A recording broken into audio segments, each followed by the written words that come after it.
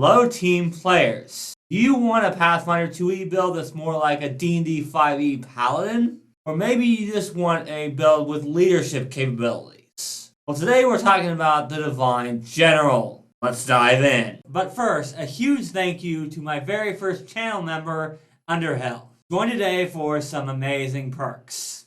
For our ancestry for this build, we're going to be going with Versatile Heritage Human. We are going to need adopted ancestry for the dwarf ancestry for this build.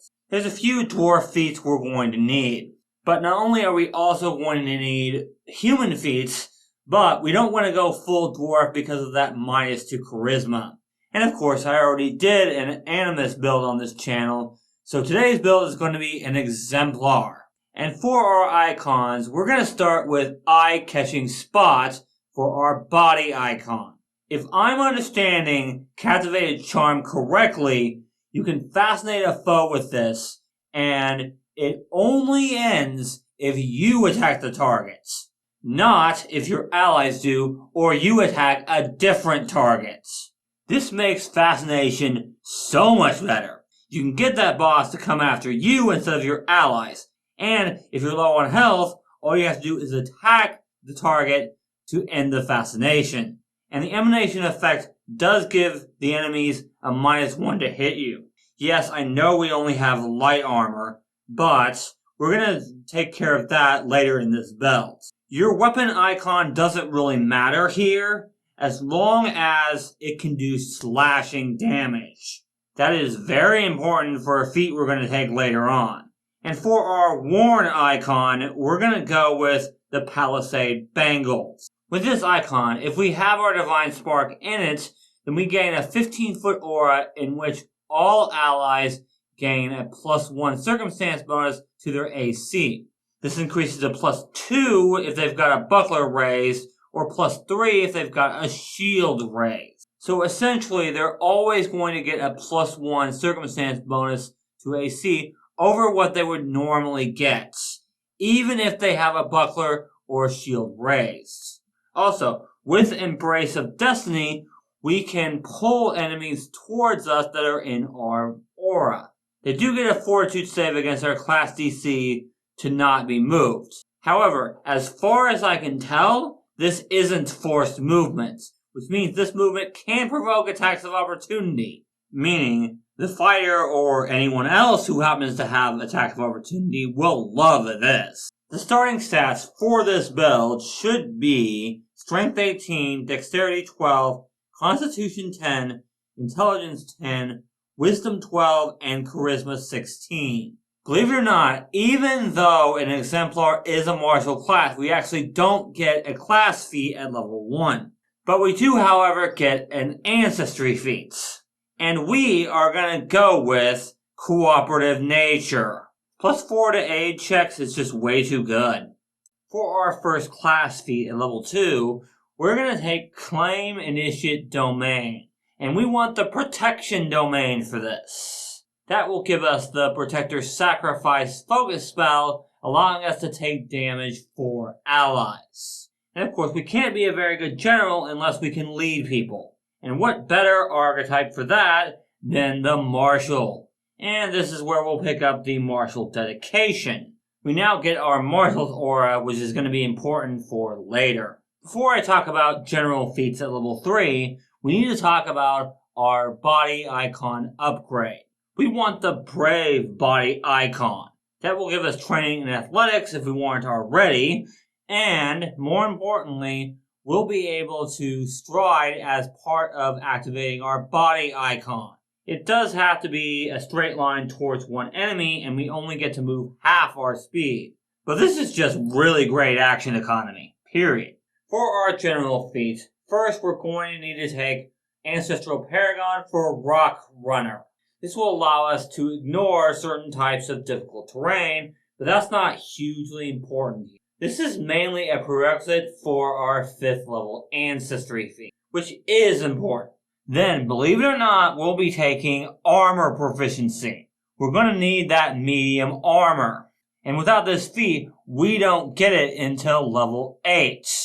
And because we're trained in light and medium armor, that feat is going to let us be trained in heavy armor, which is hugely important.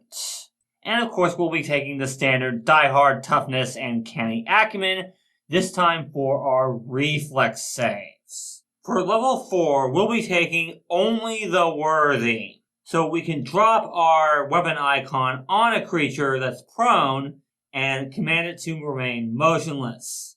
This essentially makes the opponent stuck prone. Thus, we can hit a flat-footed target every single round. A rogue would love it if you did this. And remember, we're trained in athletics and our strength is good. So we can trip them and then do this. We can't use our weapon icon while we're doing this, so we're going to need a backup weapon. I'm also assuming that this ends if we move our Divine Spark. But this is still a really good feat, especially if you can manage to trip a boss.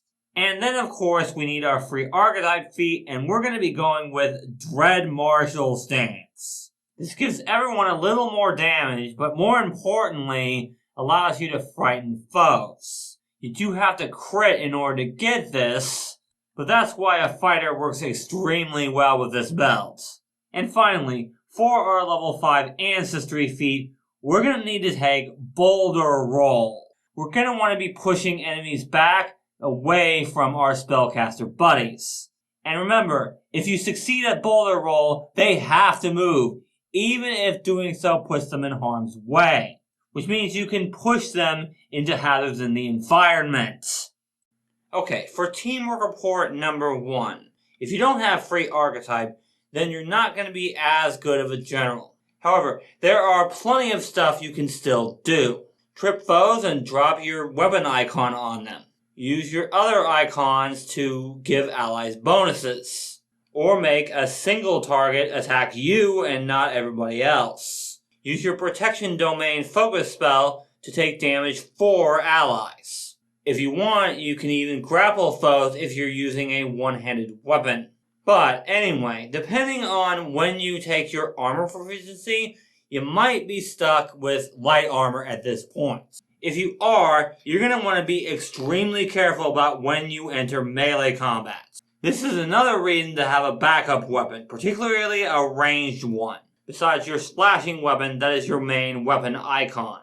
But eventually you're going to get medium and even heavy armor. Once you get one of those, you're going to be able to go into melee pretty much whenever you want. Your body icon won't be as important at this point because you don't want enemies going after you because you only have light armor. But later, absolutely you'll want to activate that body icon. But it's mostly going to be your worn icon that you want to eminence at this point, as that will not only help you with your AC, but everybody else's as well. At level 6, Motionless Cutter is the reason that we need a weapon icon that deals slashing damage. We essentially get to attack multiple creatures with no multiple attack penalty with this feat. We do take a -2 for each enemy we hit, but at least we don't take a -5 or -10. Then Cadence Call will let us quicken allies, giving them an extra stride, which can be hugely important. And of course at level 7 we get our weapon icon upgrade. With Born of the Bones of the Earth, we gain Hefty Holler as a feat, can do bludgeoning damage instead of spirit damage, can immobilize foes, and even create difficult terrain. We get all of these at this point and they're all fantastic. At level 8, it's Claim Advanced Domain. This will give us Protector's Sphere, allowing to give all allies in a 15-foot emanation resistance 3 to all damage. And this is also where we'll take our Sentinel dedication, giving us medium and even heavy armor, and scaling our new armor with our light armor. For level 9 Ancestry feat, we'll take Mountain Stoutness for even more hit points. At level 10, it's time for Fish from the Fall's Edge. This allows us to prevent an ally from dying and heal them. And we'll also be taking back-to-back to prevent the flat-footed condition from flanking. At level 12, it's time for Warped by Rage. giving us the effects of the Enlarge spell, and if we spend an action, Moon Frenzy for a round.